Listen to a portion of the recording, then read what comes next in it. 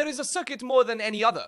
It has been tailor-made for Max Verstappen, namely the Brazilian Grand Prix, where he has always had stellar races. And in today's video, we are going to see how Red Bull is preparing for this Grand Prix. Let's look at Norris's secret move, why he started improving in recent races, and how he changed his approach to the weekend. We also need to talk about Guanyu Zhou's statements about Ferrari, what Rastro said, and finally, we'll look at the rebranding of Williams. Before we start, please leave a supportive like. And now let's see everything in detail. It's not just a historic track, but a place where Verstappen's career has often taken a turn, and this time, with the championship still open, the Dutchman aims to repeat the magic. To understand how much this weekend means to him, just go back a year.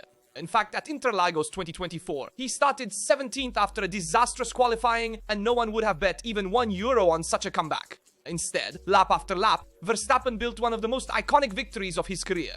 A textbook comeback that effectively closed the race for the world title. And he knows it himself. Brazil is a special place for me, he said. Not only for the incredible races and moments experienced there, but also because my in-laws are Brazilian. Yes, because Max Verstappen is romantically linked to Kelly Piquet, daughter of the legendary Nelson. And this makes the weekend even more personal. Anything can happen there, especially if it rains. I remember last year's race with the rain and the comeback to 17th place. It was a key moment for the championship. To celebrate the bond with Brazil, Verstappen has decided to race with a special helmet inspired by the green and gold flag colors. A tribute to a land he now feels is a bit his own. The design is amazing, he said, and I can't wait to put it on. Racing at Interlagos is always something unique. The fans are very passionate. The atmosphere is electric. Being part of all this is incredible. And this year, the weekend promises to be anything but predictable. The weather is unpredictable. The sprint format can change everything. And Red Bull wants to seize every opportunity to close the gap in the standings. Max Verstappen will not be alone. He might have help from Yuki Tsunoda, who has regained confidence and speed in the last races. The Japanese driver finally seems in tune with the RB21, and the team relies on him to bring in valuable points in the Constructors' Championship. Brazil is always an unpredictable race, Tsunoda explained. Rain can change everything. But if we are smart as a team, we can take advantage of every opportunity. In recent weekends, the car has been going very well. I'm close to Max in terms of pace, and I believe in the updates we have introduced. Yuki Tsunoda knows that the sprint format makes everything more hectic, but also more open to surprises. If I can be consistent in qualifying, we can stay ahead. I want to give my best to help the team and support Max when needed. It's an attitude that Helmut Marko and Laurent Miki like, always attentive to team play. With McLaren and Ferrari still in full fight, every point counts. In a weekend where the weather promises rain, strategy and steady nerves make the difference. At Interlagos, history teaches that it's never the favorite who wins, but the one who can adapt best to the chaos. In this, Max Verstappen has always been a master. And the forecasts confirm it. In fact, there's a 60% chance of rain on Saturday and 40% on Sunday. So it's more likely to rain during the sprint race or during qualifying than during the Sunday race. But this will inevitably affect the weekend, because it influences a session that will then be crucial for the Sunday race. During Saturday's sprint race, there aren't many points up for grabs, and the drivers won't take too many risks. There are 8 total points for the winner, scaling down to the 8th place. But note that in qualifying, which will be crucial for Sunday, setups can be changed before these qualifiers, and so after the sprint race, there won't be a closed park. And we might see 2 different setups before and after the sprint race, one for wet and one for dry, to optimize aerodynamic load and suspension stiffness based on the conditions. Certainly, Max Verstappen, after the comeback he made last year, is the favorite this year as well. Coming back from 17th to 1st is one of the most iconic victories he has ever achieved in his career. I also remember in 2016, when he had an extraordinary race in the wet, humiliating Nico Rosberg with an outside pass, not only spinning, but recovering the car, showcasing his wet weather skills. But today, the global situation is different compared to last year. In fact, McLaren has not only grown, but has become the real favorite for the weekend. Lando Norris leads the championship with a 36-point advantage over Verstappen, and the MCL 39 is perfectly suited to Interlagos. It's a car that works extraordinarily well with the tires, especially in the most delicate phases. In a wet race or on a damp track, that ability to manage tire overheating could become the decisive weapon against Red Bull. Verstappen knows he can't make a mistake. With only 83 points still available after Brazil, an immediate reaction is needed. Leaving Sao Paulo with a lower score than Norris or Piastri would effectively mean saying goodbye to the last hopes of the title. Behind the scenes, the technicians work like a chess game. On one side, the power and solidity of Red Bull. On the other, the precision and management of McLaren. 2 different philosophies, 2 opposite worlds. And in the middle, Verstappen, a driver who never gives up, who loves impossible challenges, and who, on this track, with the rain falling and the Brazilian crowd cheering, has always found a way to rewrite the rules. If the sky truly decides to open up over Interlagos, then we might witness another chapter of a rivalry that, race after race, is becoming legend. And moreover, Verstappen can breathe a sigh of relief. In fact, on the eve of the Brazilian Grand Prix, the four-time world champion has officially distanced himself from the most dangerous specter looming over his season: automatic disqualification for excessive penalties. In recent months, Verstappen had come close to the maximum limit of 12 points on the super license, which triggers an immediate race stop, 11 points in total. Just one separated him from a historic sanction, a real risk that arose after the contact with George Russell at the Spanish GP, where the FIA had assigned him 3 penalty points, bringing him to the edge of the precipice. From that moment, Max had to race with the handbrake on without making the slightest mistake, because one aggressive maneuver or too harsh a defense would have seen him out for an entire weekend. Yet, as always, he managed to stay calm. Now, just on the eve of Interlagos, the track where last year he scored one of his most legendary victories, the situation changes completely. Several points have indeed expired from the FIA's record, thanks to the 12-month validity rule.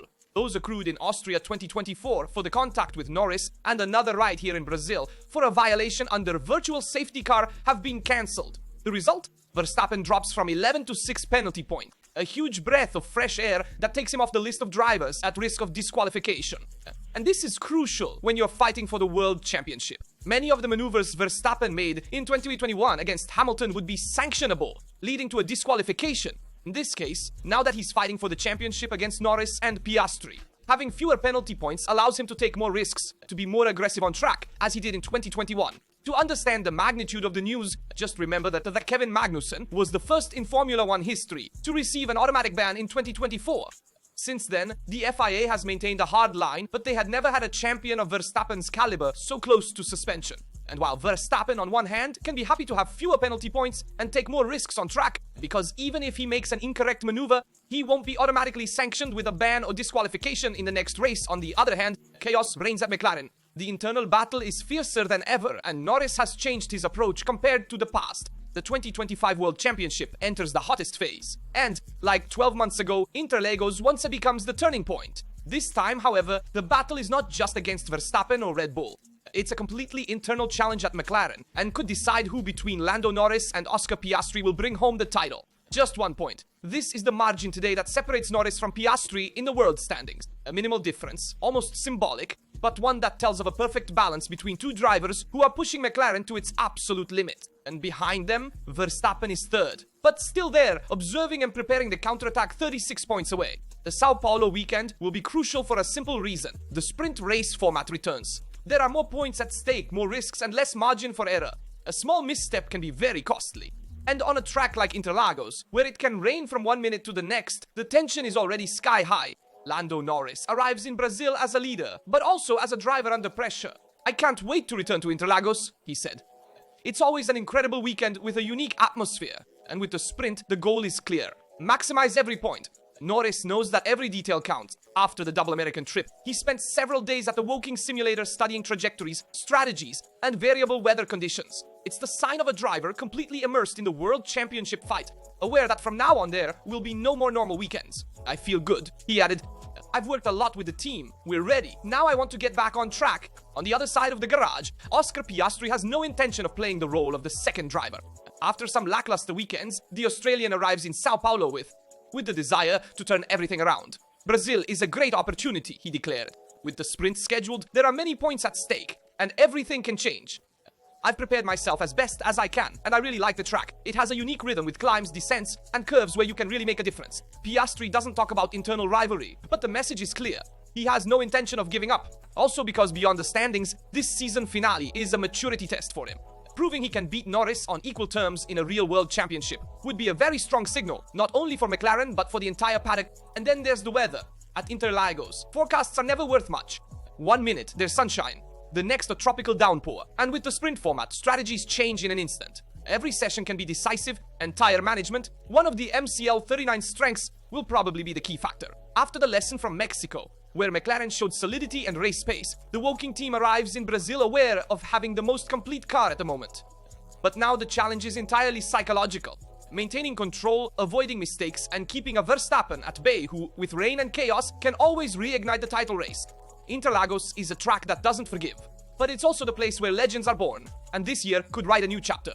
Norris against Piastri, teammates and rivals for the world. And with Verstappen back in form and Red Bull ready to strike, the Brazilian GP promises to be one of the most explosive weekends of the year.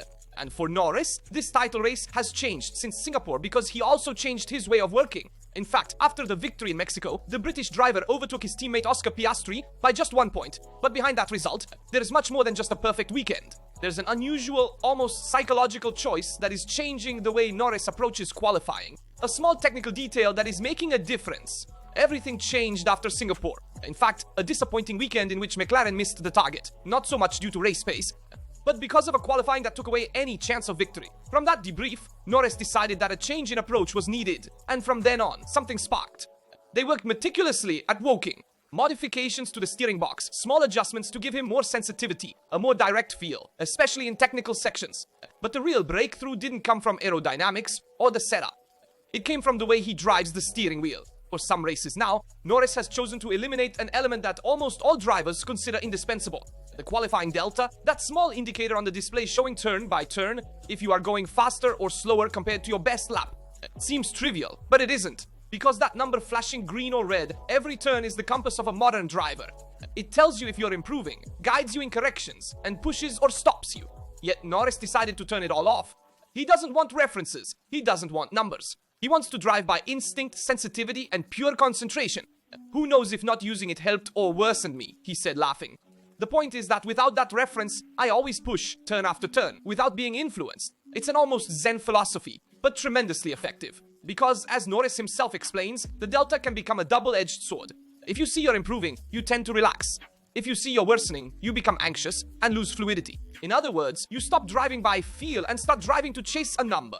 Since I removed it, the difference is noticeable. Starting from Mexico, where McLaren dominated with a perfect balance between pace and confidence, the feeling has returned, along with the precision that characterized the 2024 season. Of course, the MCL39 is not a perfect single-seater. It's fast but more predictable in the race than in qualifying. The high aerodynamic load and the window of use of the rear tires are two elements that make it devastating over distance, but more difficult to ignite in a single lap. Yet, with this mental approach, Norris has regained the clarity he needed to bring out everything in a single attempt. During the lap, Norris continues to see the essential information. Tire temperatures, gear, brake balance, but nothing else. The lap time appears only at the end. Sometimes it's nice, he said, because when you're going fast, it's a surprise to see the time on the screen. In the race, however, the delta becomes visible again. It serves the team to manage pace and communicate any saving orders. But in qualifying, the approach has become almost old school. Driving by feel as it used to be done, the results speak for themselves. More aggressiveness, fewer mistakes, and more consistency. All this at a time when Piastri, on the other hand, seems to have slightly lost the thread. And so maybe the real recipe for Norris's comeback is not technical but mental. Rediscovering the pure connection with the car, without numbers, without distractions, just him, McLaren, and the stopwatch. A method that seems to work and could become the key to closing 2025 as world champion. And if we think back to late summer, after the race in Holland, Oscar Piastri seemed to have the championship in hand. After he won that race and Norris, on the other hand, retired in Holland, Lando Norris recovered 35 points. He is leading the championship with a 1-point advantage over Piastri. But something that everyone has noticed, including Herbert himself, is that McLaren seems to favor Norris more than Piastri. In fact, from Monza onwards, the team radio and pit stops began to tell a different story. The first signal comes from the contact in Singapore. McLaren seemed to have downplayed that situation when Piastri was really very angry. Then we also saw the contact in the sprint race in Austin. According to Herbert, McLaren felt guilty about Norris's technical retirement in Holland and therefore asked Piastri to give him back the position in Monza after the pit stop error. But by doing so, they sent a clear message that Norris was a priority, effectively creating favoritism, which was the last thing they wanted to do. Toto Wolff had already joked months ago about the papaya rules, saying that sooner or later they would be forced to choose a lead driver. And so, according to Herbert, the narrative that McLaren has chosen a lead driver doesn't come from the media, but from McLaren itself, which has made decisions in his favor throughout the season and now has to get out of it on its own. In what way? By not talking about it and stopping the story from being fueled. But how is Ferrari showing up in Brazil? How are the simulations going? The work done by Maranello in recent weeks is starting to bear fruit. After months of frustration, the SF25 has stopped suffering in most critical phases of the race. Tire management has improved, the pace is more consistent, and the team seems to have regained cohesion. It's not yet the Ferrari that was expected at the start of the season, but it's no longer the disoriented team that struggled to read the races. Charles Leclerc, in particular, has regained control and confidence, while Lewis Hamilton finally seems comfortable with the car. The Briton, who has had a complicated year of adaptation, is beginning to find the sensitivity he has been looking for since the initial tests. On a technical level, the team has also improved its strategic management. Fewer mistakes, clearer communication, more clarity in critical moments. As Vasseur said, now we know exactly where we are and what it takes to get back to the front. And now comes some Interlagos, a track that doesn't forgive, where the weather can turn everything upside down in a minute. Rain, safety car, crazy strategies. Brazil has always been a circuit where surprises make history. Just remember Verstappen's incredible comeback in 2024. He started 17th and won in the downpour. It's no coincidence that Red Bull, they're already talking about the rain dance. But for Ferrari, this weekend has a different significance. A confirmation is needed. If the SF25 is competitive here as well, if it can keep up with McLaren and Red Bull, then it can finally be said that the tunnel is ending, that the rear-end modifications, engine mappings, and degradation management have truly put the team on the right track. Then there is another key factor. The Pirelli tires. At Interlagos, the C2, C3, and C4 compounds will be used, the same as in 2023, so the tires will be harder than last year. And this could change everything. Strategy, stints, and race pace. Whoever can better read the evolution of the track will have a huge advantage, and Ferrari seems to have made concrete progress on this. In short, with McLaren not wanting to impose team orders, Red Bull ready to attack, and unpredictable weather, Ferrari has the perfect opportunity to get back in the game. In a championship where the balance is very delicate, even a single podium can change the narrative of an entire season. Interlagos is the track of passion, rain, madness, and perhaps also the right place to understand if the SF25 has truly found its heart again. And I want to analyze with you the words of Guanyu Zhou, who has observed the world of Maranello and Ferrari from the inside. In fact, Guanyu Zhou is having a different year than usual. No starts, no red lights, but an experience that could change his career. As a reserve driver for Ferrari, the Chinese driver had the opportunity to closely observe three drivers: Lewis Hamilton, Charles Leclerc, and Valtteri Bottas. His conclusion surprises everyone. They are more similar than they seem. After 3 seasons at Sauber, where he paired with Bottas, Zhou found a home in Maranello. A return, in fact, since years ago he was already part of the Ferrari Driver Academy. Today he works behind the scenes between the simulator and technical briefings, contributing to the development of the SF25 and learning every day from 2 legendary figures of the paddock. The way they work is very similar, Zhou explained. Everyone has their own style, of course, but overall there's not a big difference. All 3 have the same mental approach, concentration, discipline, and desire to always improve. Yet, he admits that the first meeting with Bottas was a shock. In my first year with Valtteri, I was impressed. I realized how important a driver is to build a team, to energize the people in the factory. Results come automatically if you work that way. That experience with Bottas, he says, taught him more than any simulator. I learned how to leverage his experience to also grow my technical side. Then, arriving at Ferrari, I recognized the same attitude in Charles and Lewis. The daily work at Maranello impressed him. In this team, you can spend much more time with the engineers, I'd say 200% compared to Sauber. Everything is more organized, the focus is on driving and improving, not on external activities that distract you. Here, you focus solely on performance. When you do too many things beyond working with your engineer, the mind scatters. In Ferrari, on the other hand, you only think about driving, and that's what I like. But we must obviously talk about the rebranding Williams has done, because everything will change from 2026. Williams, one of the most iconic teams in the history of the championship, has just announced a complete rebranding. New name, new logo, and an identity that aims to unite tradition and revival. From 2026, the team will officially be called Atlassian Williams Formula One Team and will once again sport a symbol that longtime fans recognize well: the stylized forward-facing double W, the logo that accompanied the golden era of Frank Williams in the 80s and 90s. To understand the weight of this choice, we need to go back. Williams, in its current form, was born in 1977 when Sir Frank Williams decided to start from scratch after his first team attempt. That year, he came to the track with a simple yet powerful logo. A forward-projected W, the symbol of speed, progress, and confidence in the future. A symbol that would remain until the early 2000s, before the partnership with BMW and the brand transformation. Today, nearly 50 years after its debut, the team has decided to close the circle with the ownership of Dorilton Capital, which has no direct ties with the Williams family, but aims to preserve its spirit.